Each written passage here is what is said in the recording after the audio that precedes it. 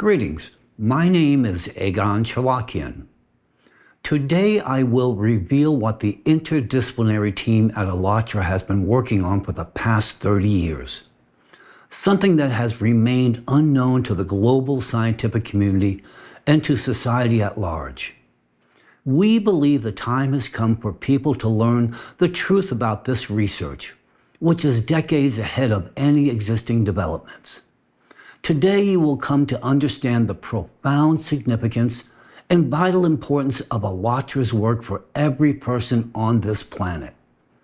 The world must finally see the complete picture of what is happening to our planet's climate, what the true causes are behind the escalating destabilization and climate anomalies, and how all of this is interconnected with atmospheric processes, ecological systems, and global geodynamic changes. What we are talking about are deep causal relationships that still remain outside the field of view for most people, including the scientific community. Today, I will do my very best to explain everything as clearly as possible so that every person, regardless of their background or profession, can understand it. I will present it gradually, step by step, clearly and coherently, so that everyone understands precisely what is happening in the world and what lies ahead if we do not take responsibility into our own hands. In the course of this address, I will explain the physical mechanism by which deep geophysical processes influence the state of the atmosphere and contribute to the increasing frequency of atmospheric anomalies, including such a dangerous phenomenon as turbulence. I will substantiate why traditional methods of forecasting turbulence are becoming less effective. I will also outline the potential consequences for flight safety in the near future. Additionally, I will address one of the most critical yet still underestimated factors, one that is silently destroying the human body from within and eroding the planet's ecosystem, introducing a catastrophic imbalance. ALLATRA scientists have dedicated 20 years of research to this factor and have uncovered what modern science has yet to recognize. I am speaking about nanoplastic, its properties, some of which you may not even be aware of. This is no longer a matter of scientific curiosity.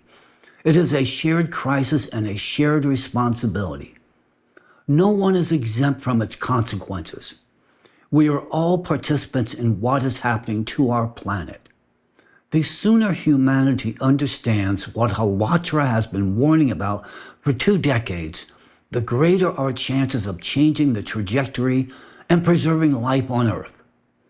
Why am I raising this issue with such urgency? Because the current catastrophic trends will inevitably continue unless decisive intervention is made. What awaits humanity in the near future? You will hear from me shortly. Let's start with a well-known atmospheric phenomenon today, turbulence. Today's topic concerns every one of us without exception. However, those who travel by air regularly have likely been the first to notice a troubling trend. Turbulence is no longer a rare occurrence. Official statistics confirm these observations. Flights are indeed becoming increasingly turbulent. But why? Familiar air routes are turning into high-risk zones, and the root cause lies much deeper than is commonly believed. However, let's begin with the consequences, the dangerous trends in aviation that have already become impossible to ignore. In late July 2025, just about 2 weeks ago, the BBC published an article titled, "Why Plane Turbulence is Becoming More Frequent and More Severe." The article highlights exactly what we at ALLATRA have long been warning the global public about. Unfortunately, many are only now beginning to grasp the reality of what we've been saying. According to the BBC article, airline passengers are increasingly encountering a growing problem: more frequent and more intense turbulence during flights. Forecasts indicate that the frequency and duration of turbulence could double or even triple in the coming decades. The consequences of this trend are being felt by both passengers and airlines. In 2023, 40% of serious injuries on board aircraft were directly related to turbulence. Airlines are incurring substantial financial losses, ranging from $200,000 to $1.9 million per year. They are being forced to alter flight paths, which lead to increased fuel consumption. It is well known in the scientific community that turbulence can arise from a variety of causes. There is a convective turbulence, triggered by clouds and thunderstorms, orographic turbulence, caused by mountainous terrain, and a phenomenon known as clear air turbulence. As the name would suggest, this type of turbulence occurs in seemingly clear skies and is undetected by onboard sensors. According to the BBC article, clear air turbulence is typically caused by sudden shifts in wind speed or direction. However, this explanation fails to account for a critical aspect: why aircraft, when caught in clear air turbulence, can suddenly drop dozens of meters within seconds. A striking example occurred on May 20, 2024, when a Boeing 777 operated by Singapore Airlines encountered sudden clear air turbulence over Myanmar while en route from London to Singapore. The aircraft lost 178 feet, approximately 54 meters, of altitude in just 4.6 seconds. Passengers who were not wearing seatbelts were violently thrown into the ceiling and aisles. One person even lost their life, marking the first fatality due to turbulence in the past 27 years. Research published in June 2023 reveals that over the North Atlantic, the most severe instances of clear air turbulence occurred 55% more frequently in 2020 than in 1979. And yet, despite the steadily increasing frequency and intensity of turbulence, so-called experts continue to assure us that it is more of a nuisance than a serious safety concern. I quote from the BBC article, "But even if turbulence becomes more frequent and severe, experts say there is no cause for concern." Oh, what a bitter, short-sighted delusion that is. Turbulence, especially clear air turbulence, is a very real cause for concern, and it is precisely the lack of understanding of its underlying mechanisms that leads to such reckless conclusions. As early as April 2023, prior to release of the aforementioned study on the rising trends in clear air turbulence, ALLATRA, in collaboration with our partner project Creative Society, held a forum entitled Global Crisis: There is a Way Out. Therein, we publicly outlined the trends and projections for the intensification of this phenomena. Moreover, we presented the specific mechanism by which dangerous episodes of clear air turbulence occur, incidents that have, in fact, ended in aircraft crashes. Please take a look at this excerpt from the presentation. There will be more turbulent pockets in the atmosphere, especially at altitudes of 26,000 feet and higher, where most planes fly. These air pockets are already breaking through to the ground, and the time will come when there will be so many such pockets that flying and sailing will be impossible. If you take off, it's not certain that you'll land safely, and it will be very risky. It's scary, but we have to talk about it. We are obliged to warn people. Unfortunately, in the consumerist format of society where human life is worth nothing, such anomalies are not properly studied, and moreover, they will be hidden to the public until the last moment so as not to cause panic and not to lose profit. How many airlines do you think will want to make a statement that flying is now dangerous? You know the answer yourself. Let's summarize. Due to a disruption in the Earth's core caused by external cosmic impact, the magnetic field of our planet undergoes catastrophic changes. Anomalous auroras, light pillars, atmospheric overturns, turbulence anomalies, zones of extreme decrease in air and water density are observed. There are also areas of magnetic anomalies where living organisms and people are dying. And if the overall destabilization of the magnetic field is related to the disruption of the core in general, then local migrating zones of magnetic anomalies have an even more detailed explanation. These anomalies are formed by sudden bursts of electromagnetic energy from the planet's interior. And these bursts occur as a result of cavitation explosions of magma in the interior of our planet.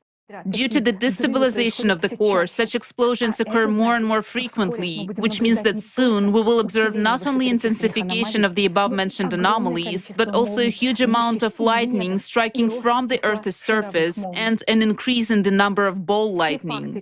All the facts you have heard today about the changes in the electromagnetic field indicate that our core is already extremely unstable, and that means that our planet is currently following the worst scenario of the cycle of climate catastrophes. I want to emphasize that atmospheric heating certainly plays a role in intensifying turbulence and jet streams. However, as you now understand, there is an additional factor contributing to the emergence of clear air turbulence: electromagnetic anomalies linked to processes occurring deep within the Earth. These are processes that continue to escalate exponentially. No matter how much you may wish to hear comforting reassurances, I must speak the truth, however harsh or frightening it may be. Based on our mathematical modeling and forecast of ongoing geodynamic trends, I can identify the time period in which the final flight in human history will take place. And I say this with full responsibility. I'm not referring to a specific date, but rather a quarter within a given year, with an approximate margin of error of 3 months. 2 years ago, we publicly warned of the growing turbulence. We knew what was truly happening, and what we are now witnessing is merely a consequence of these processes. Moreover, the situation will only continue to worsen with each passing year. If humanity fails to take decisive action, the time will come within the foreseeable future when neither airplanes nor helicopters will be able to lift off the ground. Global air travel as we know it today will cease to exist. However, there is an alternative. In order to sustain air transportation, humanity will need to return to airship technology. This method of flight will remain viable far longer under changing atmospheric conditions. If you recall our earlier forecast and warnings, you will begin to grasp the true nature of the processes now unfolding. To help you better understand what is currently happening on the planet, let me briefly remind you of the essence of these processes. Earth's atmosphere is an extraordinarily complex dynamic system in which energy is constantly accumulated, transformed, and released through a variety of physical mechanisms. The surge in extreme weather events observed over recent decades points to fundamental shifts in the atmosphere's energy balance. It is now accumulating energy rather than releasing it. The energetic processes within the atmosphere form an intricate web of interconnected physical, geological, and electromagnetic phenomena. At this moment during the 12,000-year disaster cycle, we are witnessing exponential accumulation of various forms of energy in Earth's atmosphere through numerous mechanisms. The trigger for this chain of events is the arrival of an external cosmic influence at the Earth's inner core, which initiates a cascade of energetic processes across all layers of the planet. The core itself, heated by this external cosmic influence, releases colossal volumes of thermal energy. This energy melts the mantle, which in turn transfers heat to the Earth's crust. Additionally, instability in the core leads to fluctuations in Earth's rotational speed. Simultaneously, changes within the core generate electromagnetic disturbances that propagate throughout the planet, affecting the ionosphere. These disturbances in the magnetic field create additional kinetic energy in the form of altered atmospheric circulation. Put simply, when fluctuations begin in the Earth's magnetic field, they affect the motion and behavior of particles in the upper atmosphere. These changes cascade downward to the weather-bearing layers, where they can intensify winds, influence cyclone formation, and even disrupt established climate patterns. However, atmospheric effects are merely the tip of the iceberg. Disturbances in the magnetic field reflect far deeper processes taking place within the planet. The rising energy in the outer core directly affects mantle geodynamics, causing it to melt more intensely. The melting of mantle material leads to deep focus earthquakes. We have spoken about this phenomenon many times before, but let me remind you once again. Deep focus earthquakes occur at depths ranging from 300 to 750 kilometers beneath Earth's surface. At such depths, earthquakes should not be occurring because the material of the inner mantle exists under extreme pressure and high temperatures. Under these conditions, mantle material is expected to deform plastically rather than fracture, and therefore should not generate seismic events. Nevertheless, such earthquakes are regularly recorded, and until recently, their underlying mechanism remained unclear to scientists. According to the hypothesis proposed by Alatra scientists, deep focus earthquakes are powerful intramantle explosions, comparable in strength to the simultaneous detonation of multiple atomic bombs within Earth's mantle. Moreover, deep focus earthquakes often serve as triggers for strong crustal earthquakes, amplifying their destructive impact. The fact that the frequency of deep focus earthquakes is increasing exponentially indicates that energy is accumulating deep within the Earth and that mantle melting is intensifying. The danger of such processes lies not only in the earthquakes themselves, but in the vast amounts of energy released in the process. These intramantle explosions convert mechanical energy into thermal and electrical energy, generating powerful electromagnetic pulses. These pulses propagate through the Earth's layers and reach all the way to the atmosphere, causing disturbances in the magnetic field and redistributing electrical charges. As the mantle heats up and fluctuation in Earth's rotational speed occur, molten magma begins to rise toward the crust. Like an overheated liquid, it expands and seeks an outlet through fractures in the crust. On the surface, this manifests as earthquakes and volcanic eruptions, which in turn discharge energy directly into the atmosphere. Megathrust earthquakes, such as the Kamchatka event with a magnitude of 8.8, release enormous amounts of energy that have accumulated in the lithosphere over decades or even centuries of geological stress. The energetic potential of such a catastrophic event is measured in petajoules, equivalent to the detonation of several tens of thousands of nuclear bombs, comparable in power to those dropped on Hiroshima. This energy is not only expressed in seismic waves traveling through the Earth's crust, but is also converted into kinetic energy of tectonic plate motion, potential energy from rock deformation, thermal energy from fault friction, and acoustic energy propagating through the atmosphere. And as a result of these mechanical interactions, an immense amount of energy is released in the form of static electricity. It is critical to understand this. Why? That will become clear to you shortly. Following the magnitude 8.8 mega earthquake, several volcanoes in Kamchatka became active, releasing ash columns into the atmosphere, reaching altitudes of 6 kilometers. Volcanic eruptions release vast amounts of thermal energy and generate powerful convective flows, kinetic energy that fuels atmospheric motion. Volcanic eruptions also generate colossal electrical potential. This is pure electromagnetic energy that directly influences atmospheric processes. Research shows that ash clouds from major eruptions can produce millions of volts of electrical potential, creating conditions for powerful discharges in the atmosphere.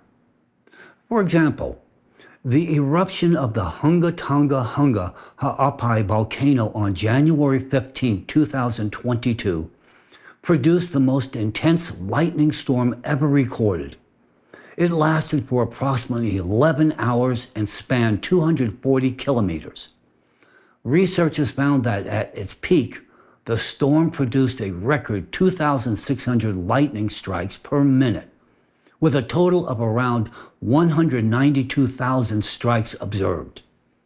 Moreover, they discovered that this storm occurred at an unprecedented altitude, between 20 and 30 kilometers, higher than any lightning previously recorded. Today, volcanic activity is relentlessly increasing in other regions of the world as well. This trend is confirmed by a chart showing the cumulative number of eruption days for nearly 300 volcanoes across the planet. You can now see this chart on your screen. It is based on open data from the Smithsonian Institution's Global Volcanism Program. And if we examine the data by individual regions, the graphs become even more revealing.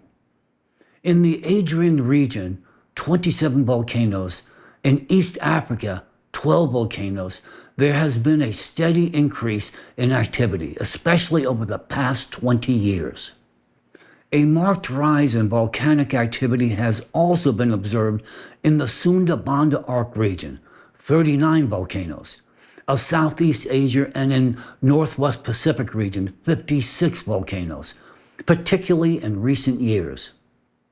Without question, the most potent manifestation of magmatic activity is the Siberian magma plume, located in Russia, which I mention in every one of my addresses. This is a massive stream of superheated magma rising from the Earth's interior towards the crust, spreading beneath the territory of Siberia and covering an area roughly the same size as the Australian continent. The evolution of the Siberian mantle plume represents an immense source of thermal energy. The plume's heat generates colossal convective flows within the mantle, which influence tectonic processes throughout the entire region. The energy of the plume manifests in several ways. First, through direct heating of the Earth's crust and thermal influence on the near-surface layers. Second, through the generation of kinetic energy as a result of changes in tectonic stress and atmospheric flows. Third, through the creation of electromagnetic anomalies caused by changes in the conductivity of rocks as they are heated. Another colossal source of energy is the ocean. Magmatic processes beneath the oceanic crust lead to the heating of ocean waters, creating an additional reservoir of thermal energy.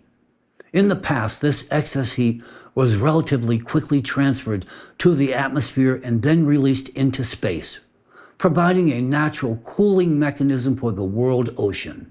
However, whereas previously this heat escaped through the atmosphere into space, today a critical factor in the ocean's energy accumulation is the contamination of ocean waters with micro and nanoplastic. Plastic particles act as a thermal insulating layer, obstructing normal heat exchange between the ocean and the atmosphere. In effect, the ocean is no longer releasing heat outward. It begins to retain it internally. This leads to the accumulation of thermal energy in ocean waters, alters evaporation patterns, and consequently increases the kinetic energy of atmospheric circulation. This process accelerates ocean heating and disrupts the planet's natural cooling mechanisms. The increase in energy within Earth's atmosphere is expressed through both rising kinetic and potential energy. Kinetic energy in the atmosphere is directly related to the movement of air masses. It is the energy of winds, cyclones, hurricanes, and other dynamic systems. The faster the air moves, the greater the kinetic energy. Potential energy, in turn, is stored in the vertical position of air masses and in the latent heat associated with water's phase transitions. When this energy balance is disrupted, it produces unprecedented weather anomalies across the globe. And that is precisely what we are witnessing today. Precipitation is becoming extreme. Entire annual norms fall within hours, appearing in historically arid regions while droughts simultaneously intensify elsewhere. Tropical cyclones are explosively strengthening into record-breaking categories, far surpassing their historical counterparts in intensity. Temperature anomalies linger over regions for unnatural lengths of time, creating extreme heat waves. We are seeing abrupt temperature fluctuations, winters with spring-like warmth, and paradoxical heat distribution, such as scorching temperatures above the Arctic Circle alongside anomalous cold farther south. Wind regimes are undergoing transformation. Sudden hurricane-force gusts are now emerging in atypical regions, and extratropical cyclones are rapidly gaining destructive power. Tornadoes are multiplying, expanding their geographic reach, and breaking traditional seasonal patterns. However, it is not only kinetic and potential energy that is increasing in the atmosphere. The volume of electrical energy is also growing, and this exerts a significant influence on the planet's systemic stability. This process is especially evident in the Arctic. There, under cold and dry climatic conditions, lightning activity should remain relatively stable, even with rising temperatures. However, actual data show the opposite.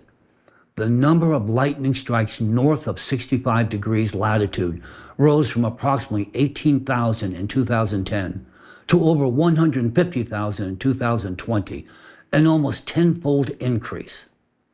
This indicates a substantial buildup of energy within the atmosphere, with far-reaching implications for Earth's climate system. Overall, the global distribution of lightning activity is uneven.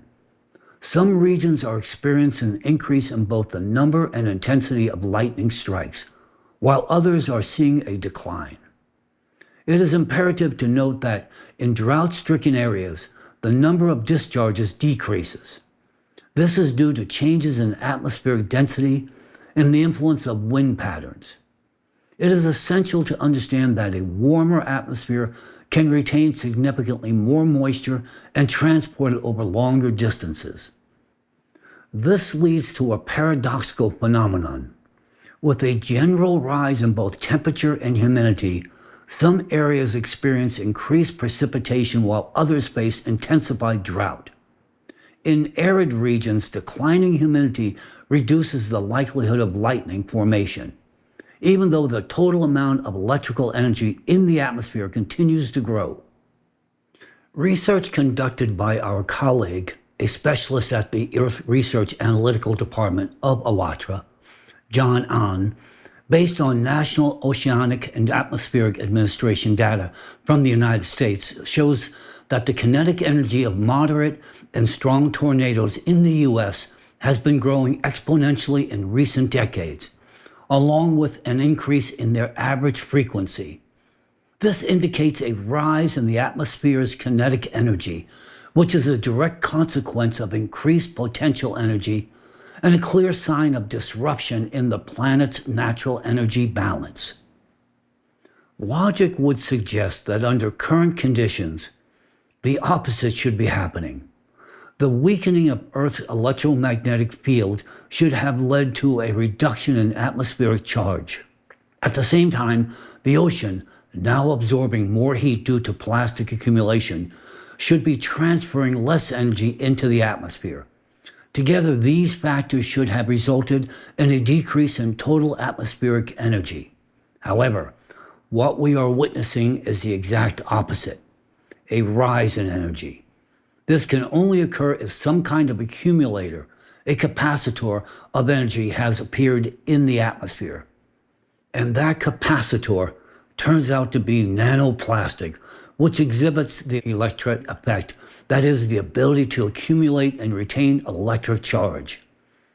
I will elaborate on this in greater detail shortly. The process by which thermal energy once flowed from the Earth's interior into the ocean, then into the atmosphere, and finally into space, used to function with clockwork precision. But now that process is disrupted. Even though the atmosphere has become less dense due to electromagnetic field weakening, which in theory should facilitate faster cooling, its temperature continues to rise. Energy that should have been radiated into space is now trapped within the atmosphere. The buildup of charge in the atmosphere affects Earth's electromagnetic field, which in turn influences the planet's core. The elevated core temperature heats the magma, erodes the mantle, and generates magmatic countercurrents. This accelerates geophysical processes. The cycle closes in on itself. Each process amplifies the next. Thus, nanoplastic has become the factor disrupting the planet's protective mechanisms. Mechanisms that had functioned for millions of years. It accumulates vast amounts of energy in the atmosphere, obstructs its natural release into space, and causes that energy to circulate within Earth's system, intensifying all adverse processes. The observed trends indicate that the process of energy accumulation in the atmosphere is continuing to accelerate, with anomalies becoming more pronounced each year. Traditional meteorological forecasting models are no longer functioning under these new conditions. The exponential curve of cataclysms is steepening. Each passing year brings increasingly extreme events. Of particular concern are lightning discharges, whose activity is projected to surge dramatically in the near future. Their characteristics will become increasingly dangerous due to the growing overall energy potential of the atmosphere. Even now, the energy accumulation within the core mantle atmosphere system has reached critical levels. These transformations in the atmosphere are part of a broader process of planetary change driven by the 12,000-year disaster cycle, in which the conversion of potential energy into kinetic energy occurs at an accelerated pace, creating cascading effects throughout the climate system. As the diagram shows, we are witnessing a convergence of processes that are currently disrupting the planet's geodynamic and ecological systems. As you already know, the excess energy produced by Earth's core was once gradually released from the planet. Initially, it was partially dissipated through the ocean, then carried into the atmosphere, and eventually radiated into space. This step-by-step process ensured that excess energy did not remain trapped within Earth's interior or atmosphere, but instead escaped the planet, relieving pressure on its internal layers. However, this natural mechanism is now broken. Nanoplastic does not merely add to the existing environmental challenges. It is the primary factor disrupting the planet's natural energy balance. If it were not for plastic, the ocean would effectively discharge excess energy. That energy would not be lingering in the atmosphere, and we would not be facing the threat of a Siberian plume eruption, the activation of supervolcanoes, or other grave consequences that now await us. You are already aware of how plastic in the ocean hinders the release of excess energy. But the situation in the atmosphere is even more alarming. The accumulation of microplastics and nanoplastics in both the ocean and the atmosphere is causing more and more energy to remain trapped within the Earth's system, becoming the driving force behind the increasing frequency and intensity of natural disasters. It is important to understand that nanoplastic poses a danger to us, not only as a climate disrupting factor, but first and foremost as a threat to life itself within the biosphere, including the species Homo sapiens. This is a catastrophe of humanity's own making.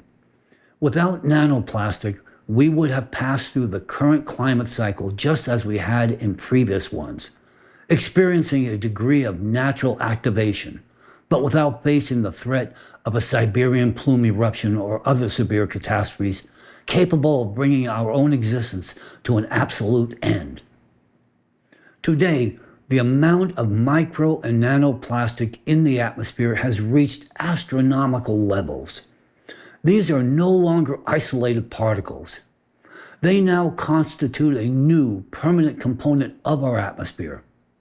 Let me remind you that up to 25 million metric tons of plastic particles are transported each year over thousands of kilometers by sea air, ocean spray, snow, and fog, crossing countries, continents, and oceans. And this figure accounts only for the portion of plastic movement that current instruments can roughly detect. When it comes to nanoparticles, scientists still have very little accurate data on their atmospheric concentration simply because modern instruments are not yet capable of detecting and distinguishing them reliably. According to preliminary estimates, the concentration of nanoplastic may be several orders of magnitude higher than that of microplastic, but reported values still range from thousands to millions of particles per cubic meter of air. We are quite literally stewing in a soup of plastic dust. Once exposed to ultraviolet radiation, these particles pose a dual threat. Their surfaces become rougher, allowing them to accumulate heavy metals such as lead and mercury. But the core danger of this plastic lies not in its chemical toxicity, but in its physics. Each of these trillions of particles functions as an electret. What is an electret? Imagine a permanent magnet, but for static electricity. It is a substance that once charged holds that charge for weeks. Scientific studies confirm that nanoparticles of polystyrene, PET, and other plastics carry a persistent electrical charge. They become charged from virtually anything: friction in air currents, cosmic rays, lightning discharges. These are trillions of microscopic energy magnets floating in the air. Now let us return to the fundamentals. Earth's atmosphere is a complex electrical system. Benjamin Franklin was the first to recognize that water plays a key role in the system, and Michael Faraday later discovered that electricity rises from the friction of water droplets. Now imagine introducing trillions of microscopic electrical magnets into this finely tuned system, free-floating in the air, clustering together to amplify their charge, and carried by moving air masses. The number of these invisible plastic nanoparticles above our heads is already comparable to the number of stars we see in the night sky, and that is no exaggeration. To help you grasp this, let me offer a simple analogy. Take a single microplastic particle 5 millimeters in diameter and break it down into nanoplastic particles, 1 micrometer in size. You will get 125 billion nanoplastic particles from just one microplastic fragment. That's roughly equal to the number of known galaxies in the universe. And the surface area of these particles would be 5,000 times greater than that of the original 5 millimeter particle. Why? Because when you divide one large sphere into countless smaller ones, the total volume remains unchanged, but the total surface area increases dramatically. And every one of those 125 billion nanoplastic particles carries an electric charge on its surface, injecting chaos into the functioning of our atmosphere. Because of the colossal quantity of charged nanoplastic, our atmosphere has effectively transformed into a giant capacitor. Picture this. The Earth's surface forms one layer of the capacitor, and the ionosphere forms the other. In the past, there was an energy balance between them, but now we have filled the space in between with trillions of charged particles, actively accumulating electric charge. This plastic has turned our atmosphere into a massive energy battery, one that is constantly charging, but, so to speak, can no longer discharge into space.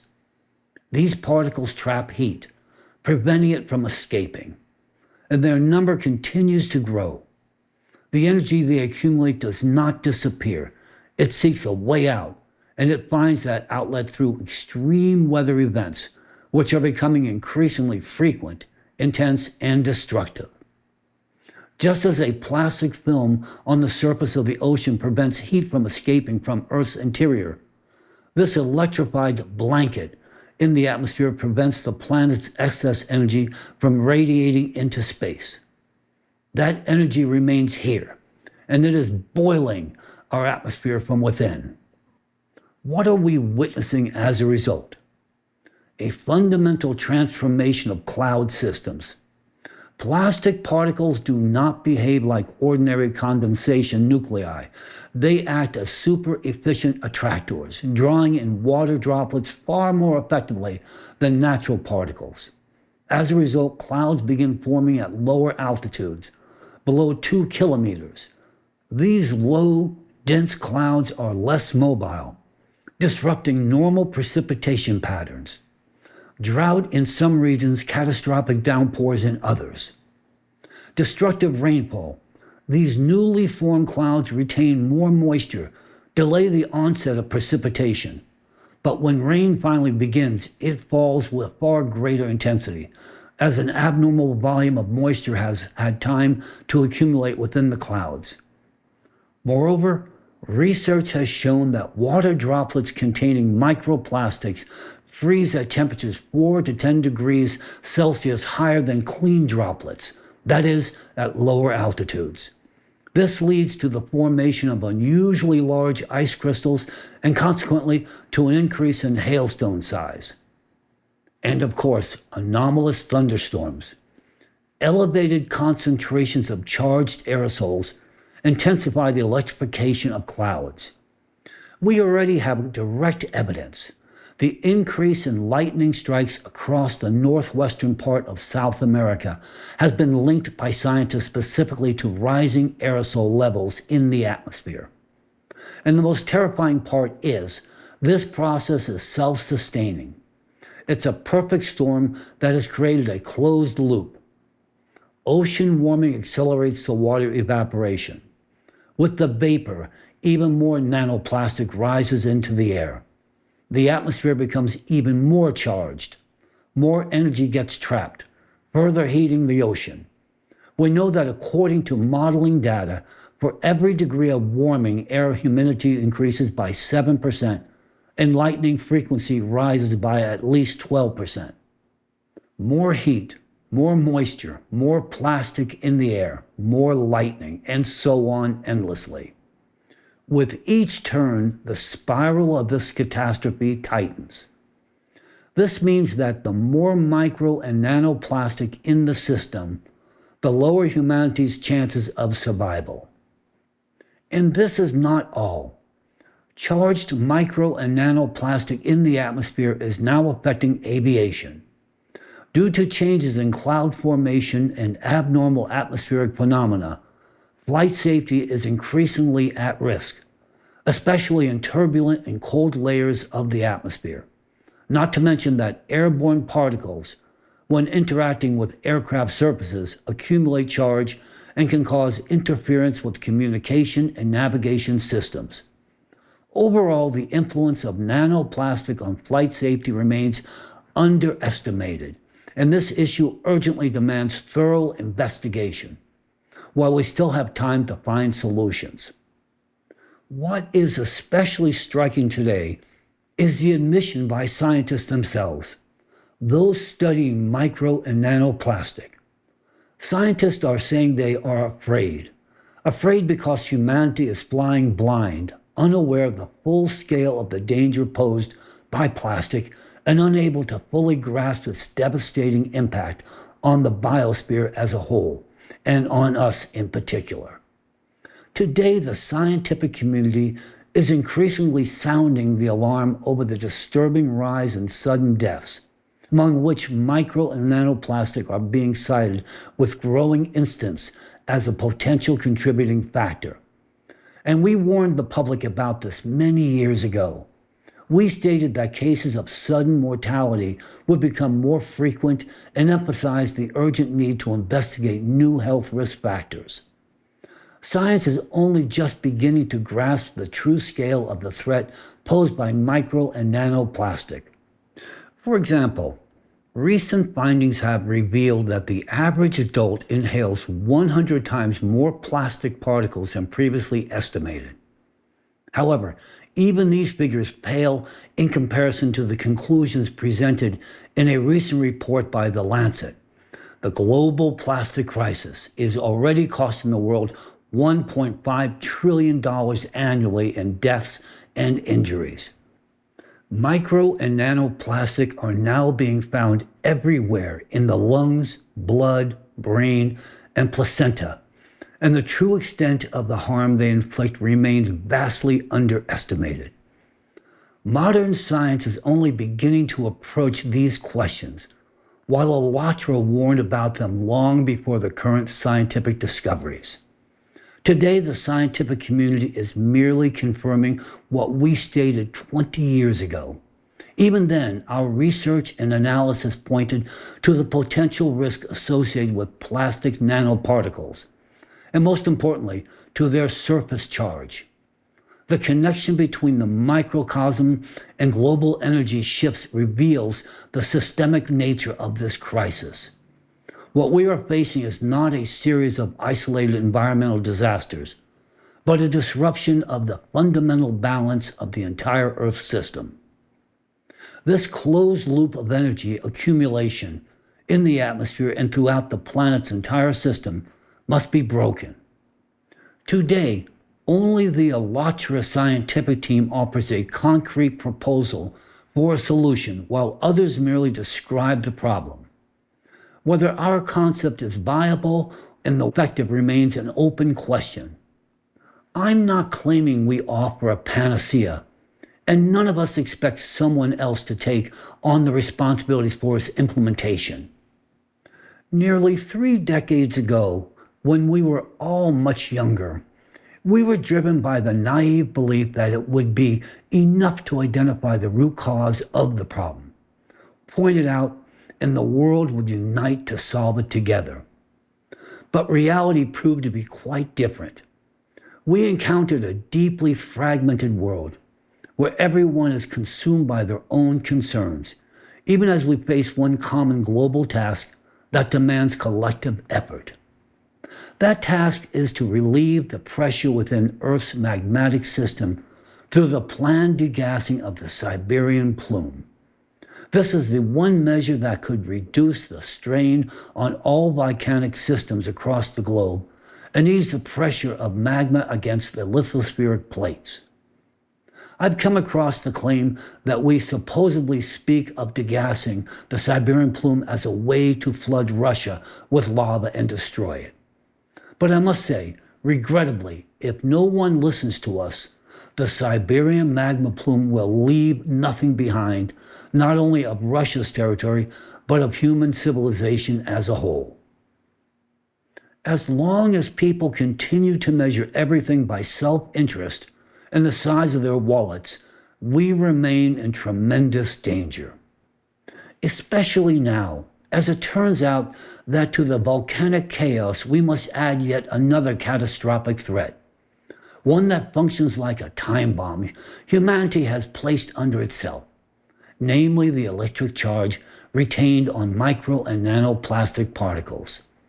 This charge is the key danger. At the global level, not a single effective solution has yet been found. Still, this problem remains entirely unaddressed, even as the amount of micro and nanoplastic in the biosphere continues to grow. And as of now, only the Alatra scientific team has proposed a working concept. And its core is the search for a method to strip plastic of its ability to retain static charge. In other words, to eliminate the electric effect, which allows plastic particles to accumulate and hold electrical charge on their surfaces. If successful, plastic particles would lose their hazardous properties and become nothing more than inert dust. What is critically important here is this: we are not talking about producing new, safe plastics that won't accumulate charge. We are talking about neutralizing the charge on the plastic that is already in the atmosphere, in the oceans, and most alarmingly, inside our own bodies. To put it plainly, the amount of nano and microplastic already present in the biosphere is sufficient not only to trigger widespread biological system failure, but to wipe life from the face of the planet several times over. That is why simply halting the production of new plastic, as some urgently demand, will do nothing to eliminate the threat of plastic-driven extinction. There is only one path forward: understanding how to neutralize or shield the charge already stored in plastic. Everything else is self-deception and inevitable extinction. And now, at a moment when the world urgently needs to consolidate its scientific potential to address this fundamental global challenge and neutralize the threat, certain individuals who present themselves as scientists categorically deny that micro and nanoplastic pose any real danger. I would like to share another observation, continuing my earlier debate regarding statements made by certain members of the Russian Academy of Sciences. I must admit, my faint hopes for a glimmer of common sense from this syndicate of experts have once again come crashing down. This time I was especially struck by the bottomless absurdity of their arguments, claiming the supposed complete harmlessness of nanoplastic. With deep interest, and I won't hide it, a certain intellectual astonishment, I reviewed several recent statements from the latest cohort of brilliant minds within the Academy on this topic. Their declarations are filled with performative optimism and an unshakable faith in the indestructibility of the human body. According to their assessments, nanoplastic poses no serious threat whatsoever, and all warnings about this harm are supposedly fairy tales, especially if the data in question comes from Western sources. For example, in recent Russian publications devoted to allegedly harmless nanoplastic, the following claim is emphasized: the micro world is only just beginning to be actively studied by the global scientific community, so there is certainly no reason to panic over new eco-friendly research from Western countries.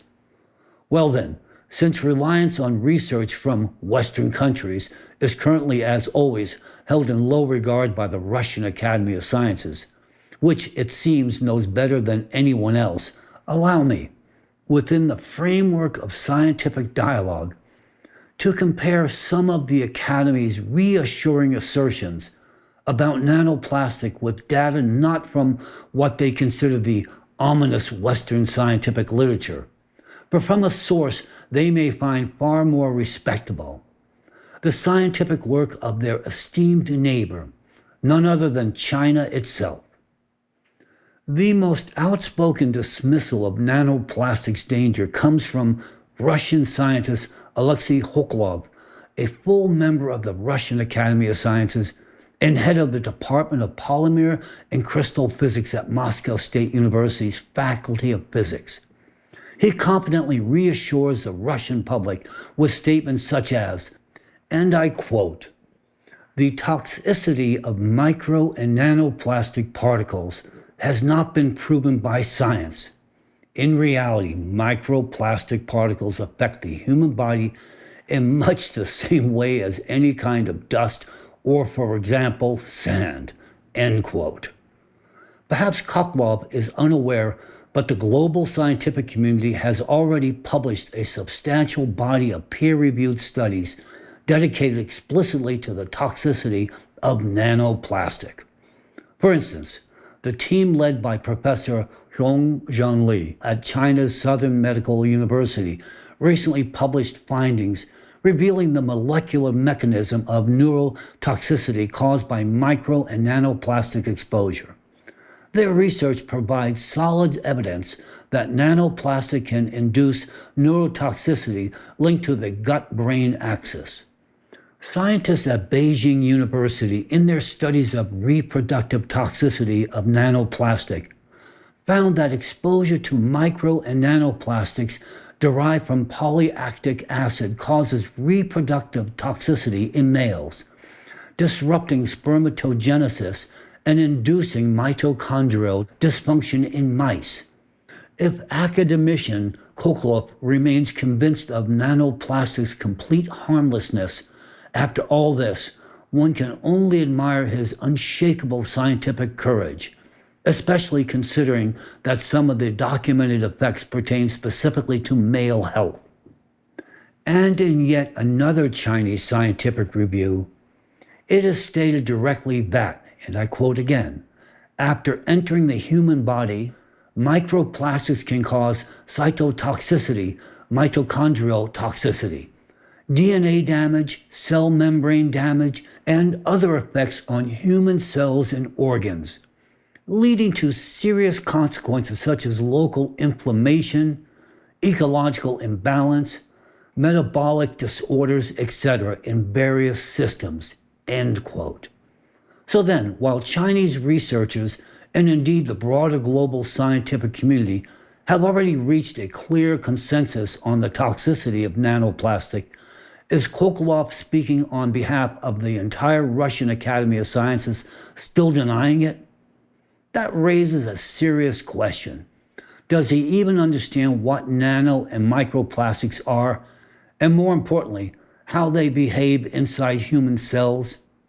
Judging by his next statement, it would seem not. Because in it, Koklov, the chief expert on microplastic in Russia, as he is often referred to in Russian media, claims that plastic does not interact with human body at all. According to one Russian publication, he asserts that plastic supposedly cannot immediately enter cells. Specifically, Koklov states, and I quote, "When particles enter the body, a cell, or any biological environment, they are immediately coated with surfactants, surface active substances. Therefore, there is no danger," end quote. This statement directly contradicts all modern scientific data.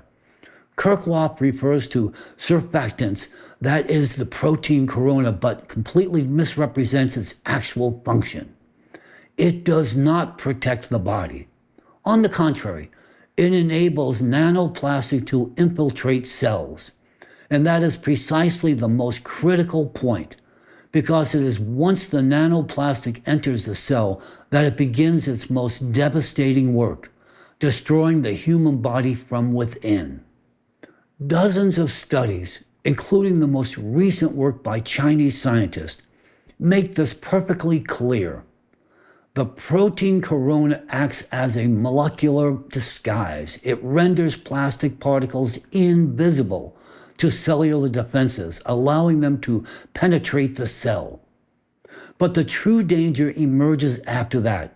When the particle comes into contact with the cell membrane, this outer coating disintegrates, exposing the particle itself.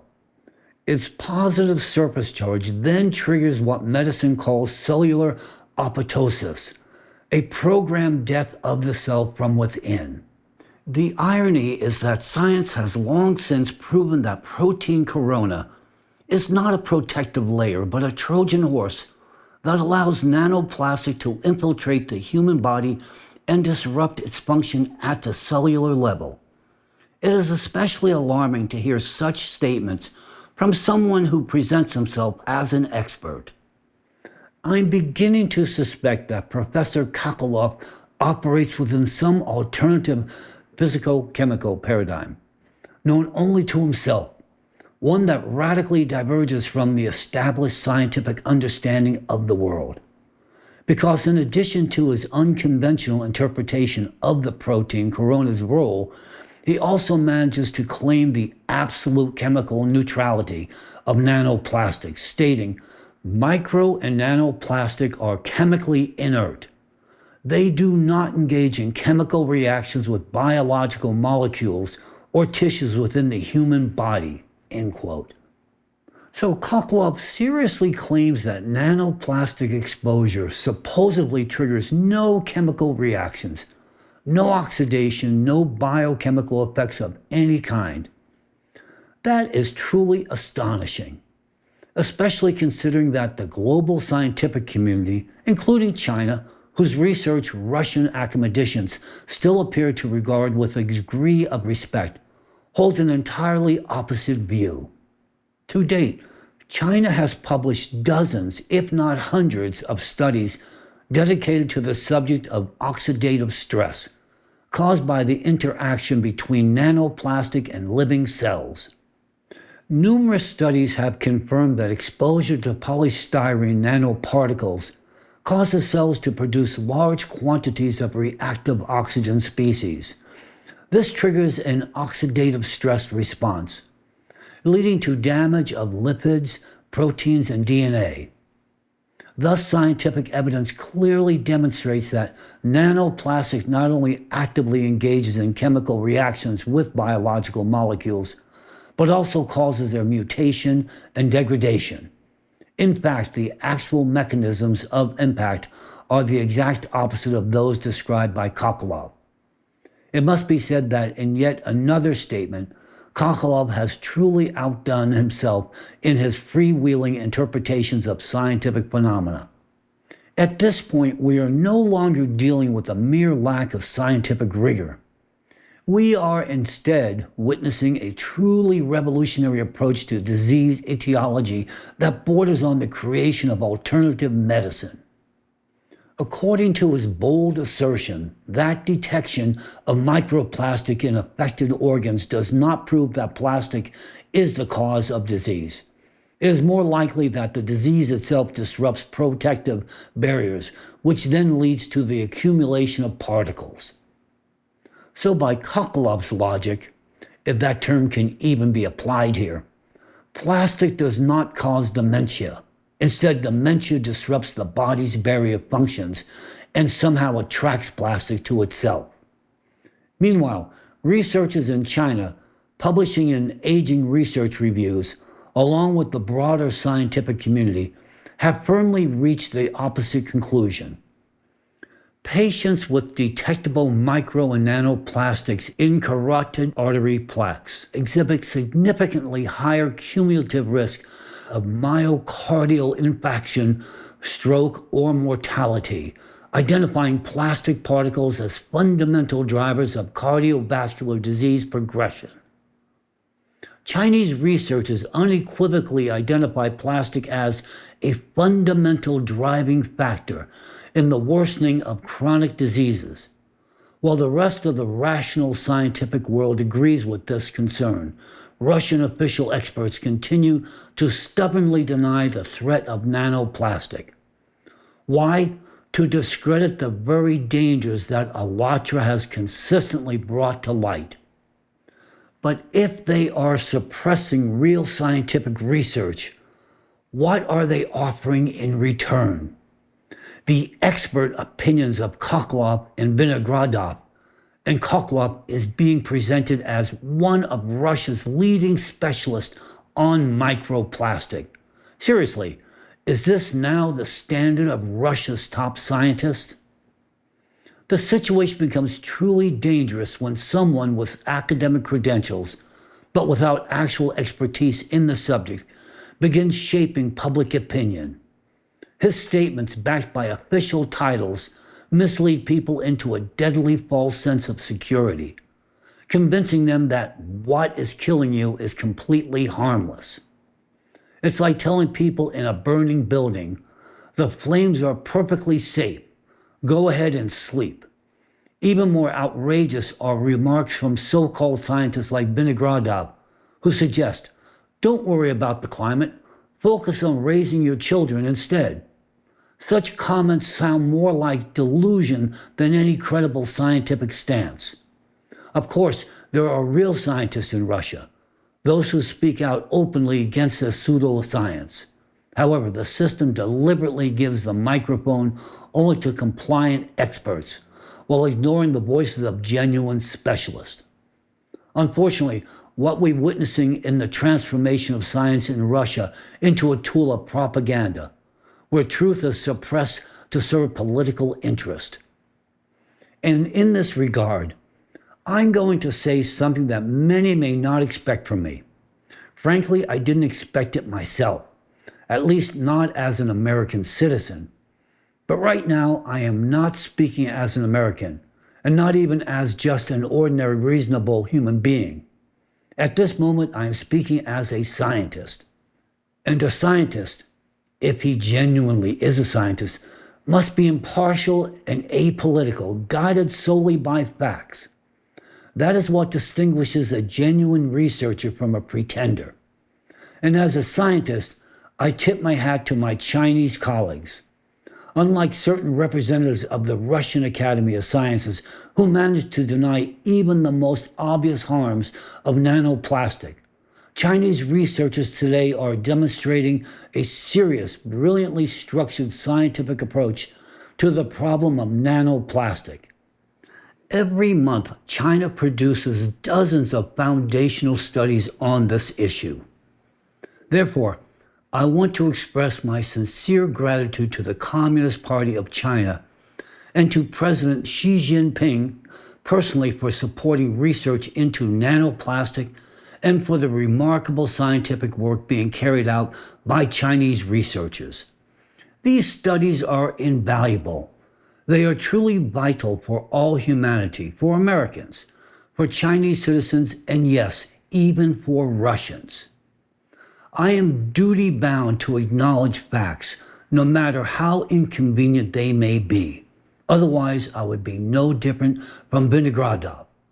And to become like Vinogradov, well, that is something I would very much prefer to avoid. While the rational scientific world recognizes the danger of nanoplastic, perhaps not yet fully grasping the scale of the threat, but at least acknowledging its existence, Russia, in contrast, openly denies the problem altogether. This approach is increasingly becoming the signature style of the Russian academic establishment.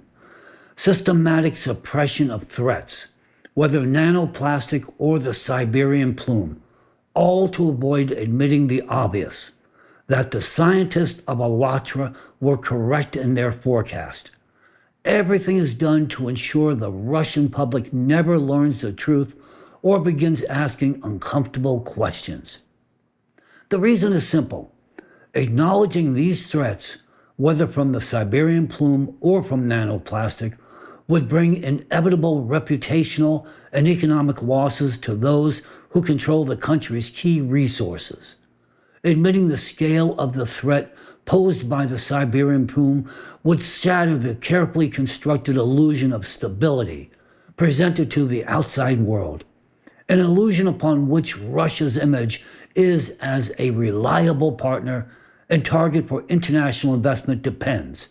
After all, who would invest in a region perched on the edge of a potential geological catastrophe? Furthermore, Russian institutions genuinely fear that once the truth becomes known to the broader public, mass migration will begin from high-risk regions. This would deal a severe blow to the domestic economy and, by extension, to the personal wealth of the ruling elite. To prevent these losses and maintain control, the authorities have chosen a strategy of repression, operating under the principle, silence the inconvenient truth and destroy those who speak it. To achieve this, those seeking to preserve their capital employ convenient mercenaries such as Alexander Dvorkin. He is a Russian cult expert and so-called extremism specialist, operating through his totalitarian organization, Raciers, the Russian Association of Centers for Religious and Sex Studies. Dvorkin and his structure are notorious for carrying out this kind of dirty work in the past, discrediting innocent people and organizations for a fee. Today, Raciers, which now wields transnational influence, is actively coordinating the spread of disinformation about Alatra and its volunteers. In essence, the propaganda machine of lies manufactured and unleashed by Dvorkin is no longer confined to the Russian public. It has crossed borders, infiltrating even some democratic nations. Their goal is simple: not merely to destroy the reputation of Alatra and its participants, but to force society to reject even the scientific facts about environmental and geodynamic risk that the movement has publicly raised. Ladies and gentlemen, what we are witnessing is a full-scale systemic cognitive war, one designed to make you doubt the very threats we are warning you about. As a result, large-scale repressions have been launched in Russia against law-abiding participants of Alatra. Today, many of them are being brutally persecuted. Some are under investigation, while others have already been thrown into prison. What is especially cynical is that the influence of Raciers, despite being a Russian organization, has now spread into Ukraine, where at the initiative of Dvorkin's agents, criminal cases have been opened against participants of the movement, built on deliberately falsified expert assessments. Just think about it. Upstanding citizens who have devoted themselves to science, public education, and socially meaningful initiatives in the name of human life are now facing violations of their fundamental rights, intimidation, and attempts at total isolation. And all of this simply because a handful of individuals are trying to protect their wealth and power by suppressing truth that could save the lives of billions. All of us on this planet could perish in an instant because of the cowardice and greed of people who have neither honor nor conscience. These are the very individuals who are deliberately hiding from society an immense body of scientific knowledge and solutions, knowledge that Alatra represents. 20 years ago, the interdisciplinary team of scientists at Alatra conducted foundational research into the properties of nanoplastic, research that remains unprecedented in its scale. Even then, key characteristics were identified. Nanoplastic particles exhibit a unique ability to accumulate electrostatic charge, which triggers a cascade of hazardous biochemical reactions within biological systems. These early studies pointed to nanoplastic as a critical aggravating factor in the destabilization of atmospheric processes, the progressive warming of the oceans, and the intensification of geodynamic changes.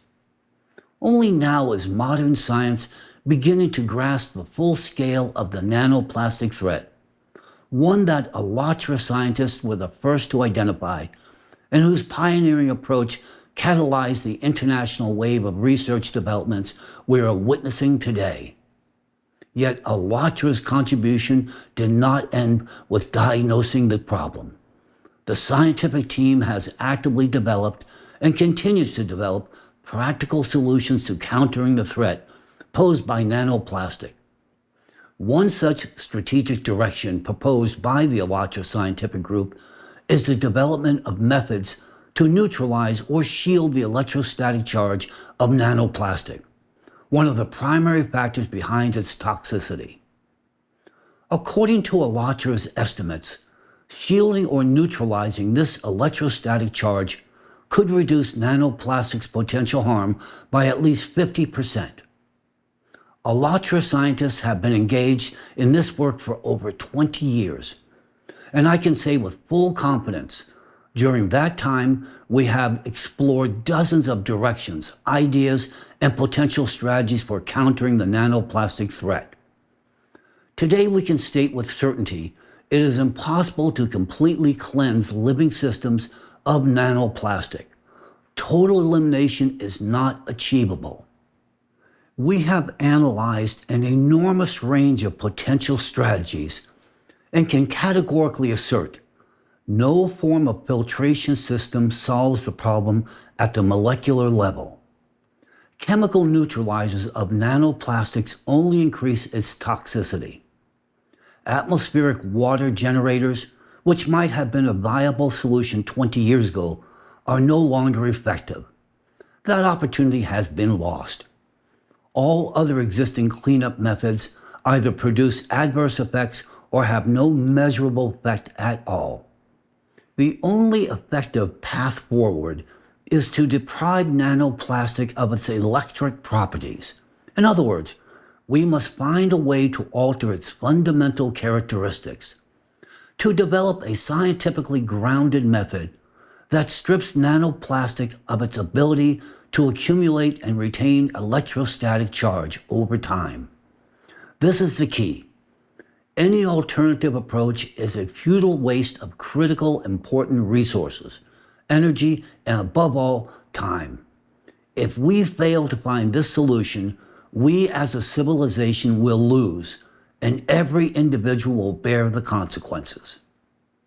If we do not succeed, the consequences will be severe and inevitable. You are witnessing this with your own eyes. Powerful earthquakes are leveling buildings. Winds of unprecedented force are tearing roofs off homes. Massive floods are washing away streets and entire cities. Crops are failing. Food prices are rising and migration is accelerating. Many of you have already experienced firsthand what it's like to be at the epicenter of the very climate disasters we warned about a decade ago. You now see and feel everything we tried to warn you about.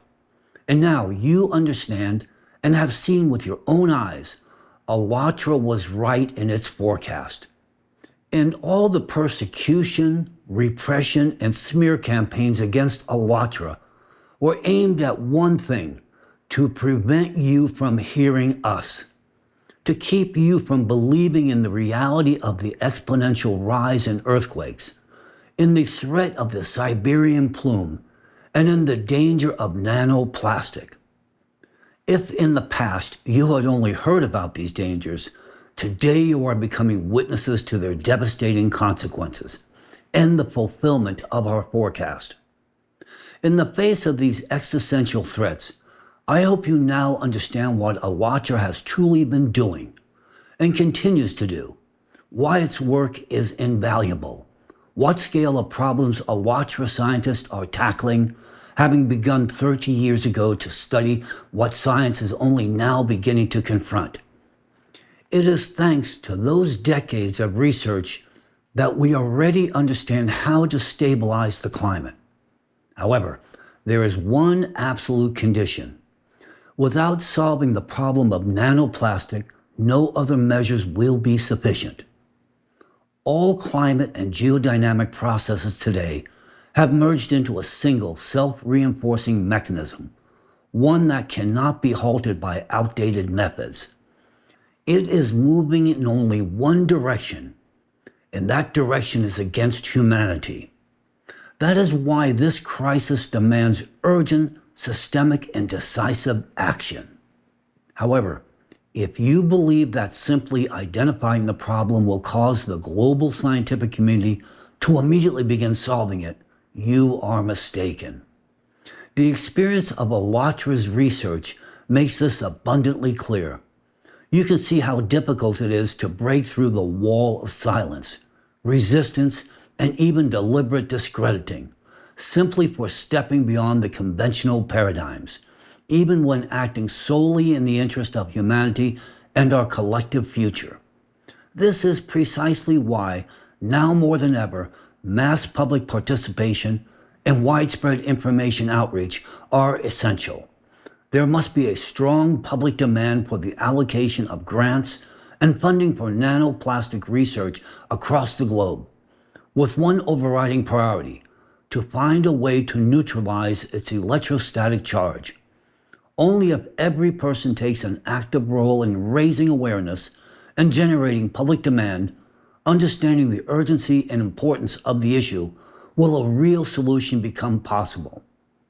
This is why I am reaching out to you now, and this is why I have dedicated today's address to this subject. Why is it so important to share this with everyone? Your family, your loved ones, your friends, and colleagues. Why must we not remain silent? Because this affects everyone, regardless of profession, beliefs, or place of residence. No one will be able to stand aside. We are speaking about the question of life on this planet, and every person has the right to know the truth. Today, only public opinion has the power to influence the direction of scientific research. Why? Because a group of madmen in Russia who have seized power are actively denying everything Alatra has stated. They are willing to sacrifice human lives just to avoid admitting that Alatra was right. And even if Alatra were to declare that the sun rises, they would deny that too. They would fabricate facts, falsify data, and parade their experts onto the stage to convince the public that the sun does not rise and that it doesn't exist at all.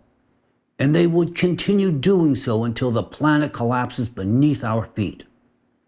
This is a group of deranged individuals fighting against truth, even at the cost of destroying the world. And for what? To protect their own security and preserve their power. That is why, now more than ever, we must activate civil society's efforts. Public demand is the only way to secure real funding for science aimed at solving the central threat, the neutralization of nanoplastic. Whether or not you support Alatra is irrelevant. What matters now is one thing: the survival of humanity. The more people learn the truth, the more widely it is shared, the faster the scientific community will be able to begin a real, not superficial, but truly effective search for solutions. Today, I've tried to present this information as gently as possible, not to instill fear or confusion, but to foster understanding. This is not a time for fear. It is a time for action, for the sake of humanity and our shared future. No one will be able to sit this out. By now, it's become clear to all. The Alatra Research Group issued its warnings with full justification. The scientific models and frameworks that the global community has relied on for decades are steadily losing their relevance. They are no longer capable of explaining the unfolding reality.